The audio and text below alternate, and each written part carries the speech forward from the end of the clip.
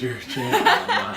Hi guys, and welcome back to today's video. So I obviously have a very special guest with me today. This is my husband John, and we figured that since tomorrow is our 1 year, but we're actually in Chicago right now, which you guys will see a vlog of like our whole trip here, but it probably won't come out till after this video. So John and I figured that we'd sit down and we just kind of talk about what we've learned in our first year of marriage. I don't know, we just thought a lot of people could benefit from this, and also it'll be special for us to look back on too. So I talked with my best friend B, and she sent me some questions that she would love for us to answer, and then also we thought of a couple on our own too, so we're just gonna kind of go through those, and we're gonna try and keep it as short as we can. The first question is dealing with conflict resolution. I'll start for this one. So conflict resolution, it's kind of funny because I feel like one thing that people always tell you, and it's written on every single Hobby Lobby sign in America, is don't go to bed when you're upset with each other. But one thing that we've noticed is that sometimes you have to just give it a rest. If you're arguing about something that you both feel really passionately about, but you're still trying to respect the other person in the process, which is something I'm seriously learning because I'm so used to always just oh, if I want something or if I want to say something, I'm just gonna say it. But in marriage, you can really hurt the other person, and in life too, not just in marriage, but especially in marriage because you're with that person all the time. So that's probably one of the things that I've learned is how I cope with conflict, how John copes with conflict, and then, okay, how can we find a middle ground? So yeah, I would say that sometimes we have to have space and just clear our head, get things back into a healthy perspective before we come to the other person. Yeah, and I think for me, I've learned a lot about myself in handling conflict. Is if there's a conflict that comes up between Peyton and I, typically I will want to step away and kind of process things for myself for a little bit. I just need to make sure everything is thought through thoroughly before I just lash out or before I say something.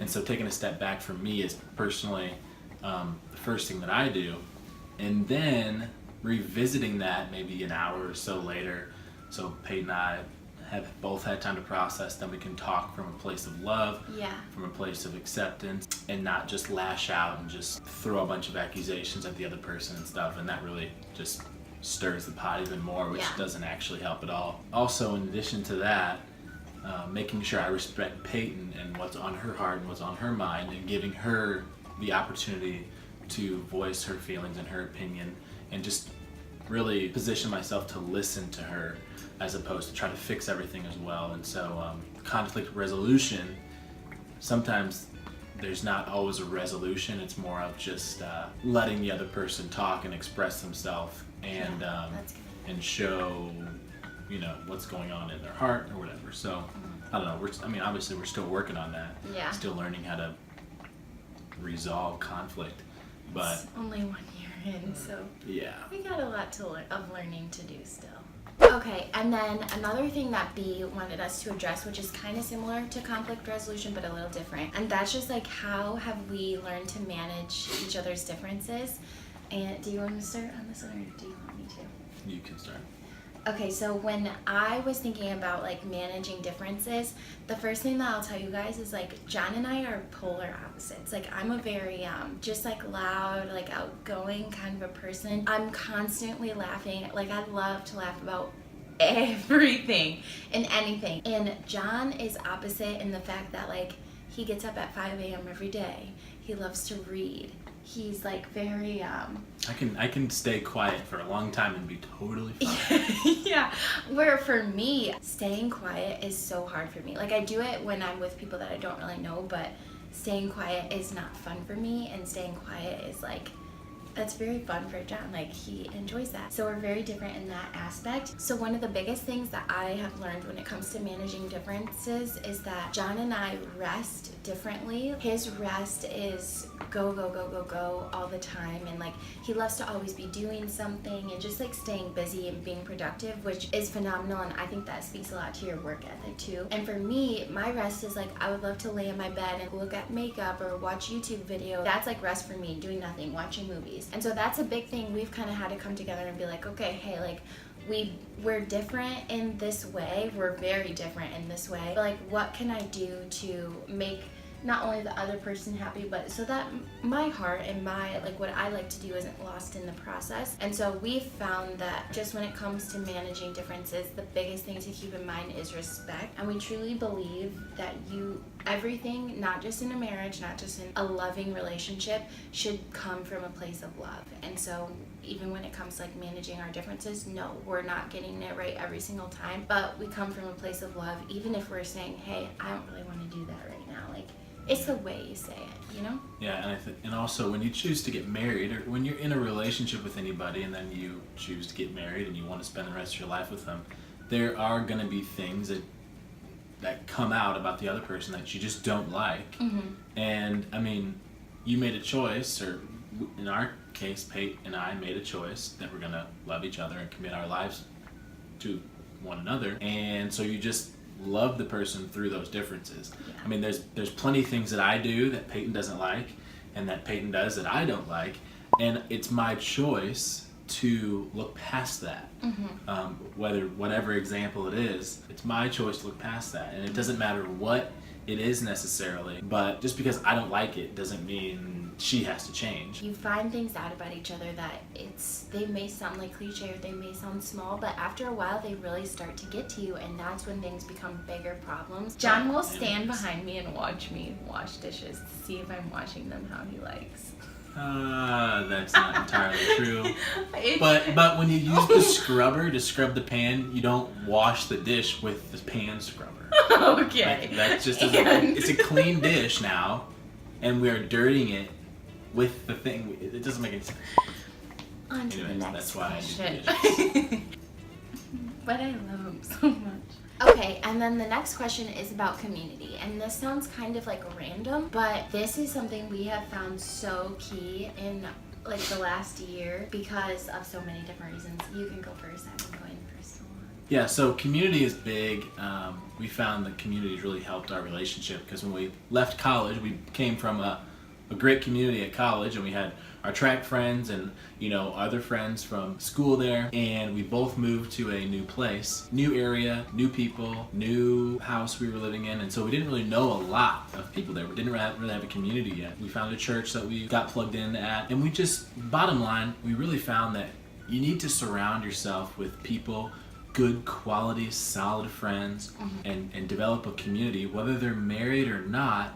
That doesn't really matter so much, but you just need to surround yourself with people who can really lift you up, who can really pour into your life, and just you guys can do life together. Because if we didn't have the people around us there, we're from Central Illinois, if we didn't have the people there surrounding us, it'd be really hard for our marriage, as well as it would be lonely, really. Yeah. Bottom line, I think community is really important because a lot of times people think that they get married and then they just go off into this wonderland, and then they're out in space and nobody really knows how to relate with them and stuff like that. Yeah, no, you're exactly right. There's such a stigma that when you get married, it's just you against the world. It's not true. I don't want to say it at all, but you need people around you encouraging you. You need people of, I would say all ages too, like people your age, people older than you, people younger than you, because then it sets you up to not only be an example for those younger than you, it puts you in a position to be able to find people who are wiser than you, who can pour into you and tell you, okay, this is what we've been through. No, our situations might not be the exact same, but you have to be able to be teachable, especially I would say in marriage. And then just to have those people who are your age around you, you could just have fun with and just relate to them. And like John said, single, married, a lot of times it's easier to relate to married people, but not always. And it's necessary to have friends who are different than you, single friends. And so yeah, that's one thing we've learned. We have friends who all across the scope, and people just who love on us for us, and we have benefited so much from having those different people in our lives. Yeah, and we're newly married, been married for a year, but we're still normal people, and we still like to do things separately, but together as well. And also, people think that once you get married, you just want to, like Peyton said, you're just off in this other world, which is not really that true. We still want to just hang out and do nothing, and we can hang out with you even if you're not married. It doesn't. Yeah. We're not going to hold hands and lick each other. Yeah, that's just ridiculous. So Yeah, find a community, whether you're married or not. Community is essential for growing, just personal development in life in general. Community is essential. Okay, and then, so what's the funniest thing that's happened since we've been married? So before I answer this question, I just want to say that I like to have fun. I like to jostle. I can have a blast anytime. But at this, on the flip side of that, I'm a pretty serious guy, I guess you could say. I married Peyton. She's serious as well, but she also loves to have fun. And I think that I have laughed more since we have been married than probably, a lot. I've just laughed a ton being married to her. We have funny moments all the time, and we laugh hysterically about them all. There's never a dull moment with us. As far as marriage goes, marry somebody who you can laugh with, really. Because for me, this has probably blessed my life. Top 5 things, I guess I could say, is just being able to laugh and have fun with Peyton. I love to switch it up. Yeah. Every single night before bed, we have what we call the 9 p.m. struggle. And basically, it's not. There's no. Basically, what happens is that I have to have skin-to-skin contact. Pause. So here's the thing. I have to have contact in order to fall asleep. This I can't also sleep. factors into Ask managing our differences. my roommate from college, Bree. Sometimes I would have to sleep with her because I can't sleep alone. Anyways, this has to do with conflict resolution and managing differences. I go to bed between 9:30, and if it's a late night, 10. So within that hour, I am usually in my pajamas and in bed, ready to sleep. And I can fall asleep in 4 minutes. Lay my head on the pillow, 4 I'm seconds. gone. 4 Instantly. seconds. And that's flat. just amazing. Peyton, on the other hand, she can't go to sleep quite as quickly, and she likes to, I don't know how to put it, but she likes to Velcro onto me. I'm a heat which seeker. You just can't do that. I'm trying to go to sleep and I have no room. It's hot. I'm constricted and I can't move, and she's on top of me, or her legs are wrapped around my legs, and her face is right here. We're sharing a pillow, which can't happen. You cannot share. I cannot share a pillow. I just love to share a pillow. And then I just go into this panic mode where I need to go to sleep. Nothing is right in this situation. It's hot in the room. It's never hot. And then I roll over to one side. I think we have a queen bed. I don't know what it is. Yeah, we have a queen bed. Queen bed. So it's nice size, but it's kind of tiny still. But I'll roll over. I sleep on my side. I'll roll over and I'm right on the edge of the bed, and that's how I like to be. I try to roll back. Peyton's right behind me, and I get up and I look over. There's 4.5 feet of empty bed space that she just is not utilized. It just blows my mind. Every single night I tell him, I say, hey, come to my side, because every single night you roll all the way. You to can the left. cuddle for so long, and then it's time to go to sleep. I'm gonna go over there. It's cute because everyone's like, oh yeah, we can cuddle when we go to sleep. And marriage, you just cuddle in bed. You can cuddle for 2 or 3 minutes, but then it's time to sleep. And then I'm not it does cuddling get when I'm hot. sleeping. It does get hot, but I could literally push through anything. If John wanted to cuddle every single night, man, that would just be the best. I like it from time to time, but when I go to sleep, I don't want to cuddle. Yeah, which I get, because it's But yet we still do it every night. Every night we have the 9 p.m. struggle. And Every night I try. I try my best every night to comfort them, and it's just a little what would you say 4 minutes? It's just a little 4-minute struggle of us. No. It's longer than 4 minutes. We just go back and forth, and then it's kind of both of us are just exhausted. Oh, it's snowing. It's beginning to look a lot like Christmas. Okay. So we're gonna end the video by saying our favorite 3 things about each other, which obviously you probably think of way more than 3 for me. But you have to think of your top 3 fave things. And do you want to start, or do you want me to? Top 3. I love how sweet Peyton is, and there's 100 I could list, but top 3. Love how sweet she is. She's so kind. She has such a a nice soft heart about her, and she's just very loving. So that's very good.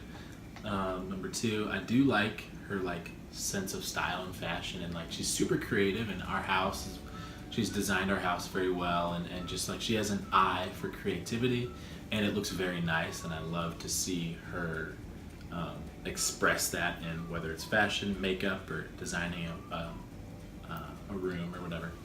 And the third one, I love her humor as well. So she's just very, very, very, very funny. Borderline inappropriate sometimes, but that's okay because it's just usually us two. But yeah, so those are the top 3 things that I love about her, which I could list a lot, but that's what came to my mind. That was so nice. Wow. My top 3 things about Jon, and I'm gonna try and say it without crying, are that Jon is like just the most encouraging person that I probably have ever met. And there's something so special about like when you find someone who's as like authentic and genuine as Jon, it changes everything. And you just like, you begin to appreciate people more, you begin to appreciate yourself more. And like, yeah, Jon is so genuine, and I really love that about him. So encouraging. And the third thing that I love about him is he has just like such a humble confidence about him. And if you know Jon, then you know exactly what I'm talking about. He carries like such a special like present, like just the way that he carries himself is different from so many other guys that I've met, and there's something really unique about him, and I just could not be more grateful that I get to spend the rest of my life with him. Like Jon said, there's 1,000 things that I love about him, but Jon brings out the best in people, and he brings out the best in me, and that's just the best thing about him. It's, I don't know, you're great. So I'm so thankful for him, and yeah, that's gonna be the end of this video. That was only 2 things, but we're gonna close anyway. Oh wait, no. Wait. It's okay. Genuine, humble confidence, and encourager. You didn't say genuine. Uh-huh. I think she only said 2. I could be Roll the wrong. tape. Sometimes you guys I don't will listen see this. very well. You but- guys will see this. I said But genuine. they were very kind. Thanks. But Thanks, Bubba. So yeah, that's gonna be the end of this video. We really hope that you guys enjoyed it, and let us know if you want to see any more like relationship type videos, because this is gonna be really special for us to watch back in a year, 10 years, or whatever. So happy anniversary to any other couples out there who might be watching this, and don't forget to like and subscribe if you did like this, and leave comments down below with any other video requests you guys have, or just any questions for like Jon or for me or for the both of us together. And yeah, I think that's gonna be all for today. Thanks for stopping by, and we will see you guys in our next video. Bye. see ya.